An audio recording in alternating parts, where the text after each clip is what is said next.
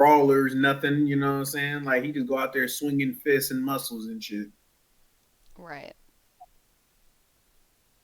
Yeah, so he wear mouthpieces now though. So he probably did get his teeth fixed already, and that's why he's wearing a mouthpiece more consistently. Right. Yeah.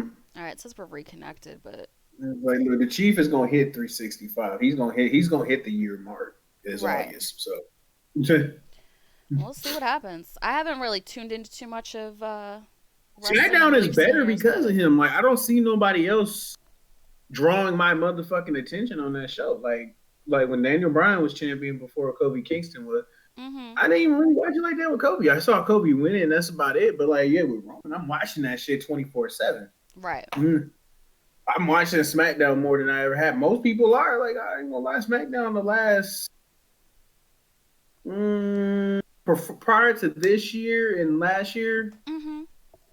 Mm, SmackDown, yeah. So yeah, SmackDown back in 2019, all the way before, kind of mm-hmm. been lacking. Right. Not a lot of like, oh, interesting people. It was always Monday Night Raw to have. Yeah, Raw was always popping. You That's the thing because they always put know, their star players on that show. yeah, SmackDown's like always been a second Drew thought. McIntyre when he came back. You know what I'm saying? Like Mm-hmm. everybody just like, yeah, Braun Strowman, like Raw just had every fucking body like you can think of. Then Bobby Lashley come back, now he on Raw. You know what I'm saying? So it's like all the top people are Mm-hmm. there. So now it's actually balanced out Mm-hmm. like a little bit. And I find myself watching SmackDown a little more than even Monday Night Raw because I already know who's top players on Raw. Fiend, Drew McIntyre, Randy Orton, Bobby Lashley, formerly known as the Hurt Business, but now they're mm-hmm. not. Um, that's it. Bobby Lashley is probably one of the main reasons why I'm tuning in even now. Like, and Drew McIntyre was too, you know. But Right. other than that, like, yeah. So, Well, it's a lot of dudes yeah. coming back, and they're doing so much better. They look a lot better. You know what I mean? It's just it's a And lot. after Drew McIntyre, like this motherfucker used to be. And when I say skinny, I'm not skinny for him. The Mm-hmm. motherfucker was still big as shit. He's still 6'5", 240, 250, something like that. You know, when he was in 3MB, but he seemed smaller then. Then when he came back, I'm like, is that motherfucker from 3MB? Motherfucker look different. Right. That would be weird. So him and I'm like, what steroids him and Ginger Mahal taking? Shit. Shit. Holy fuck. Right? I'm like, what steroids you motherfuckers dipped in? Like, you better help Heath Slater out, shit, because they didn't get the Honestly, memo. it's the push that they needed to be, pushed away from the company. Go get yourself right, get yourself together, and then come back better than ever. You know what I mean?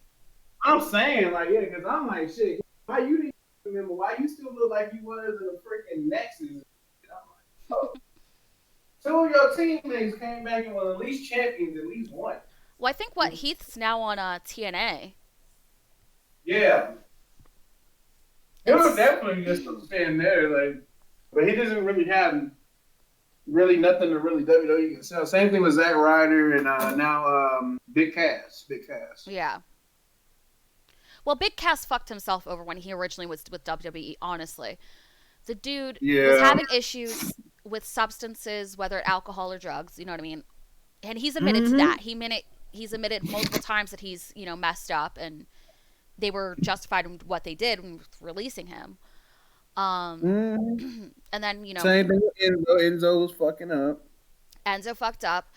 The company had to respond, given the Me Too movement was at, I think, a peak at that point, and a woman came forward saying, "Hey, he did this to me. He Yeah, did yeah, this." exactly. Yeah, I know the And story. Yeah. had they not taken it seriously, then they look bad as a company, and then they lose equity in a So then you sense. got rape. Yeah, like you got rapists working for you now. So you just let Right. anybody start. Now, I think it was proven that he was, in the clear. He didn't do anything, blah, blah, blah. I'm not quite sure on the details, but I think that's what I heard.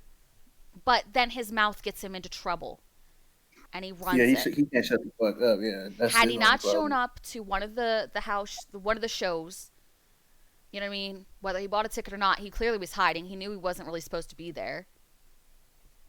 And then he started making a whole scene. Had he just stayed quiet for a while, let everything settle, let everything get figured out, he would have been back. True. But as is, the locker room hated him. He did a lot to Mm-hmm. piss the locker room off. So Mm-hmm. Yeah, everybody couldn't stand his little ass. I was a fan for a second, but I don't know, man. I don't know. I don't know. He was okay. Like Do I your wasn't thing, really a bro. fan. Like I was like, okay. I get the gig. I get it. But the look Oh, bitch, in general, bitch, I've been shopping for cars. Like I'm looking at a pickup truck. I already got the one picked out. Well, I got two in mind that I would So you moved like on that. I would, from